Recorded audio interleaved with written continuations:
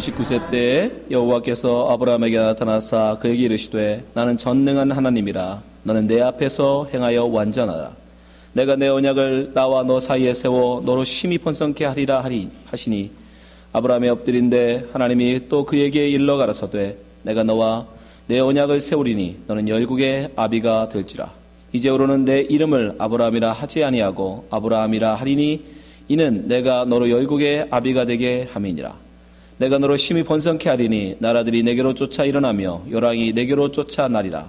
내가 내 언약을 나와 너와 내 대대의 후손의 사이에 세워서 영원한 언약을 삼고 너와 내 후손의 하나님이 되리라.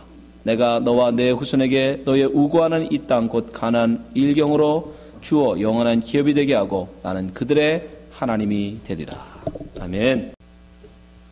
제가 요즘 생각이 많습니다. 정말 내가 그리스도인 맞는가? 우리가 정말 하나님 앞에 바로 서 있는 거 맞는가? 여러분, 마지막 때일수록 더 긴장해야 합니다. 오히려 하나님 말씀을 인터넷만 틀면 얼마든지 들을 수 있는 이 시대가 더 위험한 것입니다. 오히려 예수 믿으면 핍박하고 예수 믿으면 매맞고 고난당할 때가 오히려 신앙을 지키기는 쉽습니다. 그러나 지금처럼 교회를 나와도 누가 반대하는 사람 없고 언제든지 마음만 먹으면 TV를 틀어도 인터넷을 틀어도 설교를 들을 수 있는 이 시대에 여러분, 이 시대가 오히려 우리는 더 위험한 시기입니다. 믿음으로 살기가 더 힘든 시기입니다. 내가 정말 말씀 안에 서 있는가, 내가 믿음 안에 서 있는가 돌아봐야 하는 시기인 것입니다.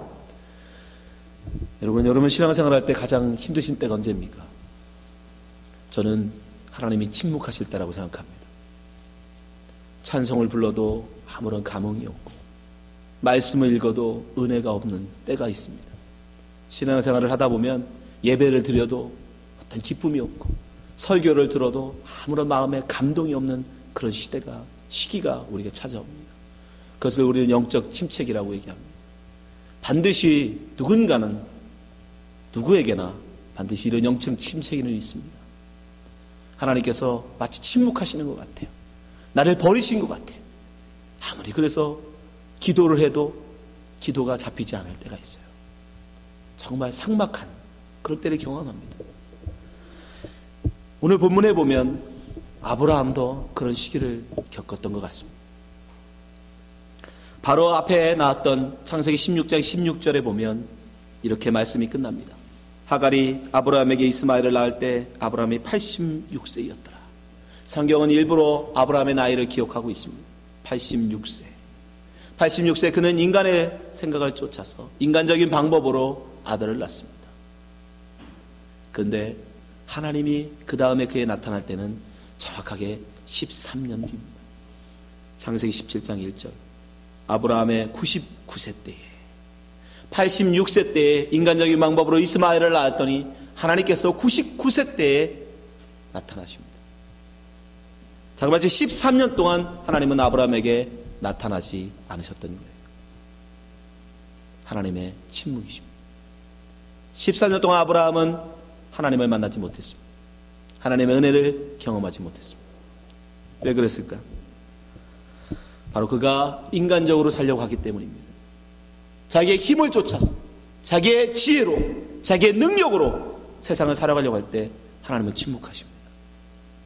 여러분이 내가 할 수 있다, 내 경험, 내 지식, 내 노력, 내 의지 가지고 세상을 살려고 할 때 여러분 하나님은 침묵하십니다.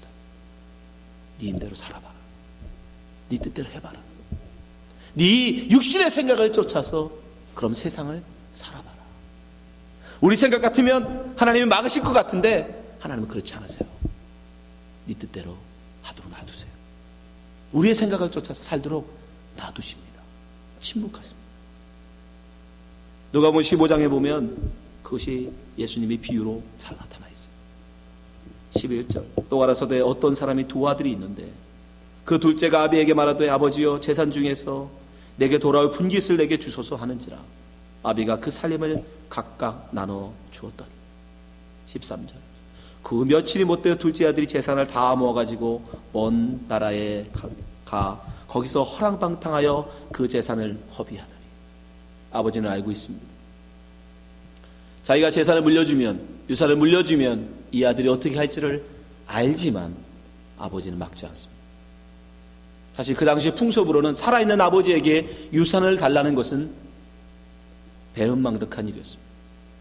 동네 사람들이 돌로 쳐 죽여도 아무 할 말 없는 그러한 패역한 짓이었습니다.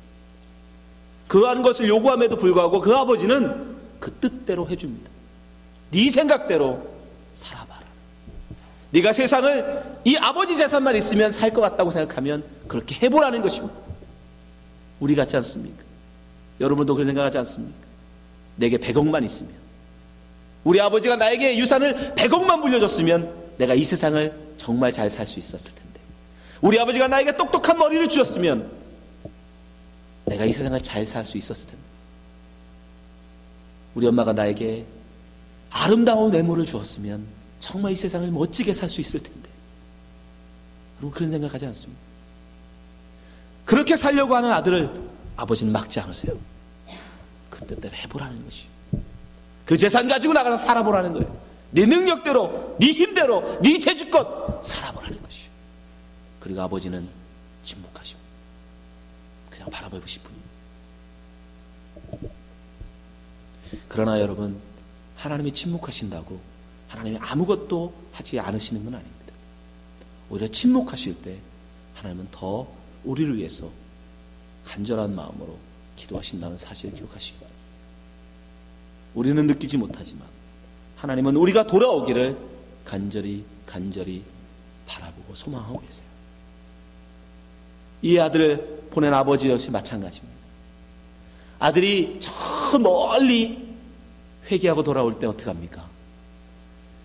누가복음 15장 20절 말씀 보세요. 이에 일어나서 아버지께서 돌아가리라. 아들이 회개합니다. 그리고 돌아옵니다. 아이 또 상거가 뭔데? 저 멀리 아들이 돌아오는 모습을 봅니다. 그래서 아버지가 어떻게 합니까?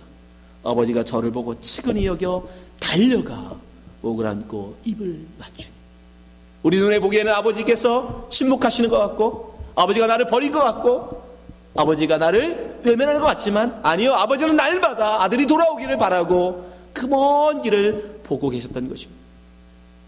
우리 아들이 언제 돌아올까? 늘 오매불망 기다리며 계셨던 것입니다. 그래서 아들이 나타나자마자 상거가 아직도 먼데 그 아들을 알아보고 뛰어가신 거예요. 여러분, 하나님이 여러분에게 침묵하시는 것 같습니까? 아니요, 하나님은 기다리시는 것입니다. 여러분이 돌아오기를, 여러분이 여러분의 뜻을 포기하고 하나님의 뜻 앞에 복종하고 순종하여 돌아오기를 기다리고 계십니다. 그것이 며칠이든 몇 달이든 몇 년이 되든 하나님은 침묵하시며 기다리십니다. 아브라함은 자그마치 13년이 기다렸습니다. 13년 만에 드디어 하나님이 아브라함에게 나타나십니다. 여러분, 인생에 여러분의 뜻을 살고자 하면 반드시 하나님은 침묵하십니다. 아브라함은 13년이었지만 모세는 40년이었어요. 내 힘으로, 내 능력으로 내가 이스라엘의 지도자가 되리라 나섰을 때, 마흔에 그가 나섰을 때 하나님은 어떻게 하십니까? 침묵하십니다. 그리고 40년이 지나고 80이 돼서야 하나님은 그에게 나타나십니다. 여러분 지금은 어떠십니까? 여러분 지금 하나님의 침묵의 시기를 지나고 계십니까? 아니면 하나님은 여러분 앞에 함께 하십니까? 여러분, 우리가 우리의 뜻을 살려고자 하면 하나님은 반드시 침묵하세요. 우리의 힘대로 살아보라고 내비두세요.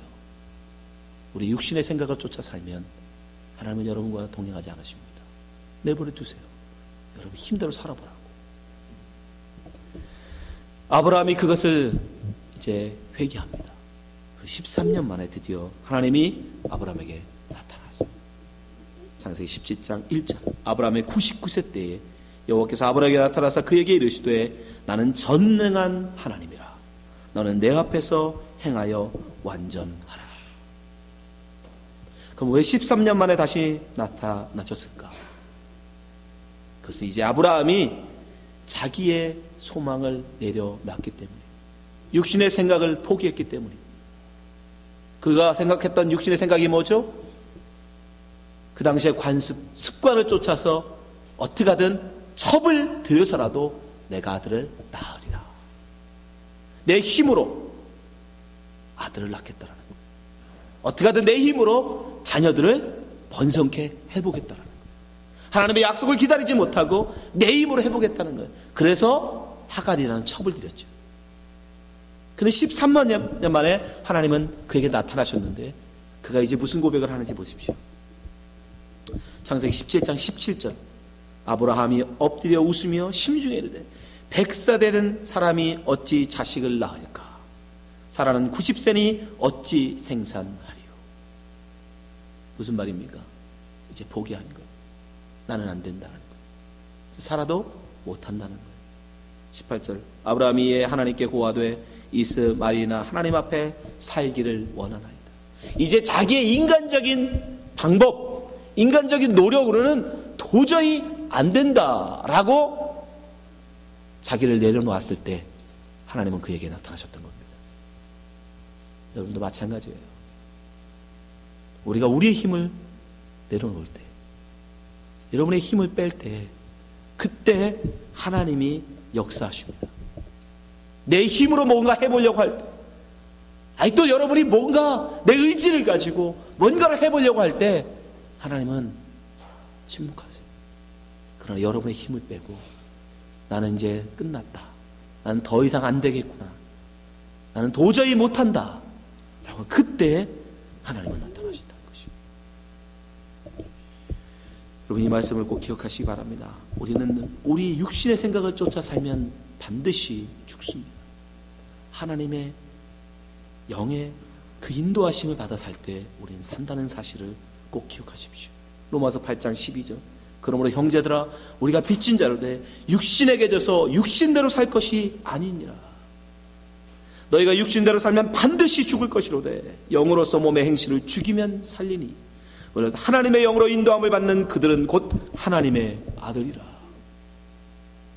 여러분이 육신에게 져서 다른 사람들에게 보이는 체면, 다른 사람들에게 나에 대한 평가, 여러분 그런 것에 자꾸 져서 자꾸 세상적인 그러한 모습으로 살아가지 마십시오. 그럼 반드시 죽는다고 말씀합니다. 하나님은 결코 여러분에게 역사하지 않으십니다. 다른 사람이 나를 어떻게 평가하든 다른 사람들이 나를 어떻게 바라보든 하나님의 말씀 붙들고 하나님의 뜻을 쫓아 살 때 하나님은 여러분 삶 가운데 역사하신다. 여러분 두 손 들 때 세상 사람들이 나를 바보라고 말하든 미쳤다고 말하든 그런 건 상관하지 아니하고 하나님이 하라 하시면 말씀에 의지하여 깊은 물이라도 그물을 던질 때 여러분 그걸 바라보는 갈릴리의 어부들은 다 베드로한테 손가락질했어요. 저 미친놈 무슨 깊은데 고기를 잡는다고 거기다 던지나. 저런 바보가 있나. 여러분 그런 자존심을 내려놓지 않으면 그런 사람들의 평가를 여러분 포기하지 않으면 우리 말씀에 순종할 수 없습니다. 말씀에 순종하세요. 여러분이 다 내려놓을 때 그때 하나님은 역사하십니다. 왜 하나님은 13년 만에 아브라함에게 나타나셨을까? 바로 그때가 하나님의 전능하심을 보일 때였기 때문입니다. 나는 아무것도 할 수 없습니다. 그럼 이제부터 하는 것은 다 하나님의 역사입니다. 라고 하는 그때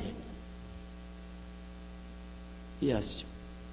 내 가능성이 단 1%도 없어지고 완전히 0%. 나는 이제는 내가 아무것도 할 수 없는 nothing인 그때에 하나님이 역사하실 때 역사하셔야 그것은 다 누구의 일? 하나님의 일이 되니까. 그래서 아브라함이 도저히 인간적인 방법으로는 자식을 낳을 수 없다라고 고백하는 99세가 될 때까지 기다리셨다가 13년 만에 나타나신 거예요. 그리고 당신을 뭐라고 소개하세요? 나는 전능한 하나님이다. 전능하신 분. 엘샤다이.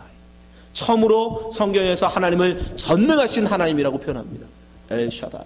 무에서 유를 만드시는 분. 불가능이 없으신 분. Nothing is impossible with God. 하나님에게는 불가능은 없다는 것이죠. 그 전능하신 하나님임을 이제 완전히 마른 죽은 고목같이 된 아브라함에게 나타나셔서 너 이제 아들 못 낳지? 너 이제 자식 못 낳지? 그럼 이제부터 나는 누가 낳는 거다? 내가 낳게 한 거다. 그때를 기다리셨던 거예요. 여러분은 마찬가지입니다. 내 힘으로 하려고 할 때 하나님은 역사하지 않으십니다. 왜요? 내가 했다고 할까봐, 내 힘으로 했다고 할까봐, 여러분의 힘으로 했다고 할까봐, 여러분의 지혜로, 여러분의 능력으로 했다고 할까봐 하나님은 안 하신다니까. 난 할 수 없습니다 라고 할 그때 행하셔야 그것은 이건 하나님이 하신 겁니다. 고린도서 1장 26절 말씀 보세요. 형제들아 너희를 부르심을 보라. 육체를 따라 지혜 있는 자가 많지 아니하며 능한 자가 많지 아니하며 문벌 좋은 자가 많지 아니하도다. 그러나 하나님께서 세상의 미련한 것들을 택하사 지혜 있는 자들을 부끄럽게 하려 하시려고, 세상의 약한 것들을 택하사 강한 것들을 부끄럽게 하려 하시며, 하나님께서 세상의 천한 것들과 멸시받는 것들과 없는 것들을 택하사 있는 것들을 폐하려 하시나니, 이는 아무 육체라도 아무 누구도 그 누구도 아브라함이라 할지라도 하나님 앞에서 자랑하지 못하게 하려 하심이니라. 그때를 기다리시는 거예요. 야, 이거는 하나님이 하신 일이구나. 이건 내가 한 일이 아니구나. 그거를 알아들을 때까지 하나님은 기다리십니다. 침묵하십니다. 우리의 구원도 마찬가지 아닙니까? 우리가 할 수 없는 방법으로, 차라리 저는 저에게 십자가에 만배하면 구원해 줄게 했으면 저는 감사할 것 같아. 아니, 하나님이 저에게 너 무릎으로 10,000계단 기어 올라와, 그럼 내가 구원해 줄게, 그러면 저 좋았을 것 같아. 그럼 차라리 쉬워요. 그럼 내가 얼마나 올라갔는지 볼 수 있잖아. 내가 100계단 올라오고 1000계단 올리고 2000계단 3000계단 내가 구원으로 가는 모습이 보이지 않습니까? 1000배 하주여까지고 무릎이 다 부셔진 한이 있어도 하면 됩니다. 그러나 하나님은 그러한 노력으로 우리를 구원하지 않으신다고요. 뭘로? 믿음. 죽을 때까지, 하나님 앞에 구원받은 그날까지 아무런 증거를 확인할 수 없는 믿음으로 우리를 구원했어요. 왜? 네 자랑 못하게 하려고. 우리 자랑 못하게 하려고. 에베소 2장 8절 9절. 너희가 그 은혜를 인하여 믿음으로 말미암아 구원을 얻었나니 이것이 너희에게서 난 것이 아니요 하나님의 선물이라. 행위에서 난 것이 아니니 이는 누구든지 자랑치 못하게 함이니라. 그 무슨 말이에요? 하나님은 우리가 자랑하는 걸 너무 싫어하세요. 왜? 우리 피조물은 사실 우리를 자랑하면 안 돼요. 나를 드러내면 안 돼요. 우리 피조물은 오직 하나님을 자랑해야 합니다. 하나님을 찬송해야 하는 거예요. 그게 우리의 역할이에요. 그래서 하나님이 우리를 지으신 거 아닙니까? 하나님을 찬송하라고. 이제 이거는 내가 한 것이 아니라 하나님이 하신 거구나. 하나님이 하신 거. 여러분, 하나님은 그 찬송을 듣기를 원하신다고요. 여러분에게 하나님은 그 찬송 듣기를 원하신다고요. 그 찬송을 듣기 위해서라면 하나님은 여러분에게 13년 동안이라도 침묵하시고 40년 동안이라도 하나님은 침묵하십니다. 여러분이 힘 뺄 때까지, 여러분의 자랑을 내려놓을 때까지, 이건 내가 한 게 아니구나 고백 들으시려고. 그 하나님은 아브라함에게 내 앞에 완전하라 말씀하세요. 내 앞에 완전하라. 아니, 사람이 어떻게 하나님 앞에 완전할 수 있습니까? 우리가 어떻게 하나님 앞에 온전히 죄를 짓지 않고 완전할 수 있습니까? 그럴 수는 없어요. 하나님은 그걸 아십니다. 근데 이 완전하라는 무엇을 의미하는 걸까요? 바로 그게 완전함이라는 거예요. 하나님만을 의지하는 거예요. 내 힘 다 빼고, 내 생각, 내 의지, 내 노력, 내가 하고자 하는, 나의 이름을 내고자 하는 그 모든 걸 다 내려놓고 오직 하나님을 찬송하고 하나님만을 드러내고 하나님만을 자랑하는 삶, 그걸 하나님은 우리에게 완전함이다라고 얘기하는 거예요. 창세기 15장 6절. 아브라함이 여호와를 믿으니 여호와께서 이를 그의 의로 여기셨다. 다른 말로 이를 그의 완전함으로 여기셨다는 거죠. 여러분, 하나님께서 우리에게 원하시는 건 다른 게 아니에요. 그저 하나님만 의지하고 사는 삶. 어린아이처럼, 어린아이가 그 부모만을 바라고 사는 것처럼 부모에서 떨어지면 마치 죽을 것처럼 막 울부짖는 그 어린아이처럼 하나님에게서 떨어지면 마치 죽을 것처럼 그냥 하나님 절대 의존적 존재, 그리고 자기의 행한 모든 일들을 다 하나님의 행하신 일로 찬송하는 자, 그 삶을 하나님이 원하신다고요. 여러분에게도 마찬가지예요. 우리에게도 마찬가지입니다. 하나님이 여러분에게 다른 걸 원하시는 게 아니에요. 뭐 거창한 일, 대단한 일 원하시는 게 아닙니다. 하나님을 자랑하는, 내 힘 빼고 그저 하나님 행하신 것입니다 고백하고 하나님 말하기 원하신다. 아브라함이 그것을 알아들은 것 같아요. 아브라함이 어떻게 반응합니까? 창세기 17장 2절 3절 보시면, 내가 내 언약을 나와 너 사이에 세워 너로 심히 번성케 하리라 하시니, 3절, 아브라함이 엎드린대. 한국말에는 그저 엎드리다 라고만 나오지만 영어 성경은 face down, 얼굴을 땅에다 대는 거예요. 완전히 하나님 앞에서 자복하는 것이고, 얼굴을 땅에다 대고 엎드리는. 제가 여기서 찾아봤어요. 아브라함이 혹시 그 전에 그런 적이 있나? 아니, 없었어요. 아브라함이 그 전에 하나님 앞에 이렇게 납작 엎드린 적이 없더라고요. 보니까 13년 동안 침묵하신 하나님이 나타나시자, 그리고 그에게 내 앞에서 완전하라 전능하신 하나님을 드러내고 자기의 잘못을 알게 하시자, 그제서 아브라함은 하나님 앞에 얼굴이 땅바닥에 닿을 만큼 납작 엎드립니다. 무엇을 의미합니까? 복종을 의미하는 것입니다. 하나님, 내가 당신 앞에 복종합니다.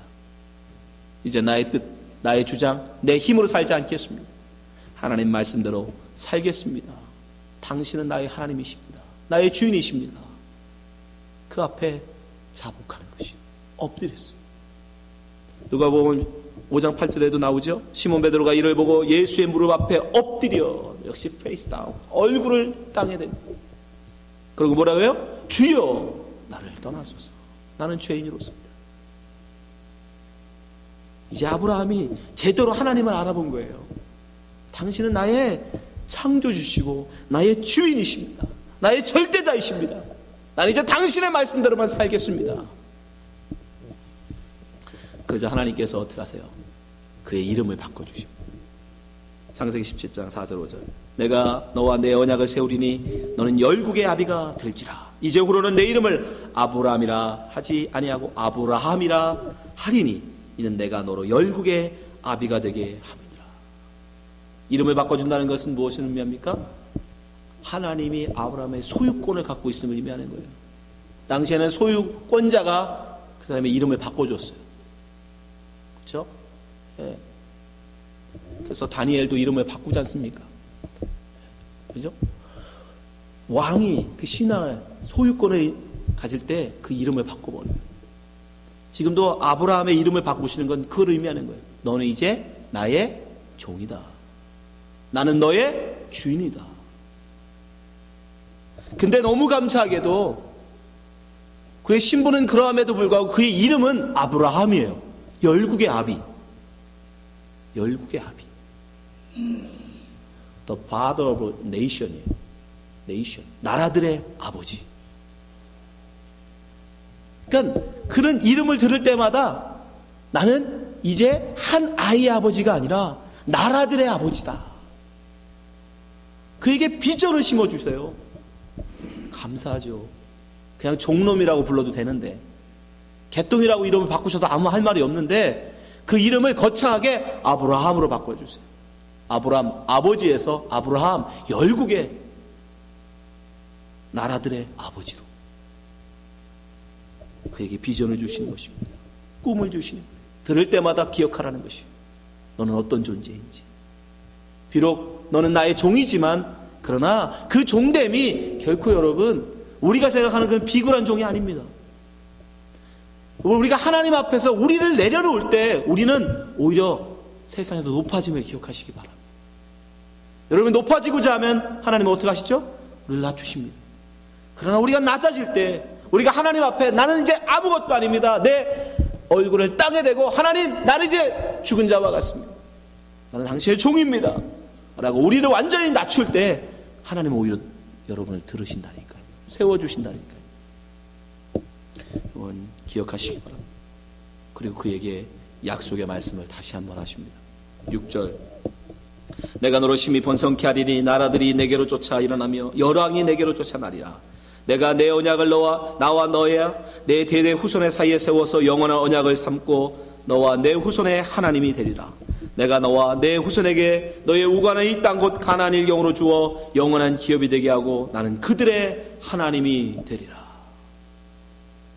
이건 이미 창세기 12장, 13장, 15장에 나왔던 약속이에요. 하나님이 이미 아브라함에게 하셨던 약속입니다. 약속의 말씀이에요. 여러분이 하나님의 뜻에 순종하여 완전히 복종하고 하나님의 종이 돼서 완전히 믿음의 사람이 됐다고 해서 하나님이 여러분에게 특별한 다른 능력을 주시지는 않습니다. 여러분이 예수 잘 믿는다고 하나님이 여러분에게 특별한 지혜를 주시고 여러분을 건강하게 하시고 여러분의 사업이 다 잘 되게 하고 여러분 그런 능력 주시지 않아요.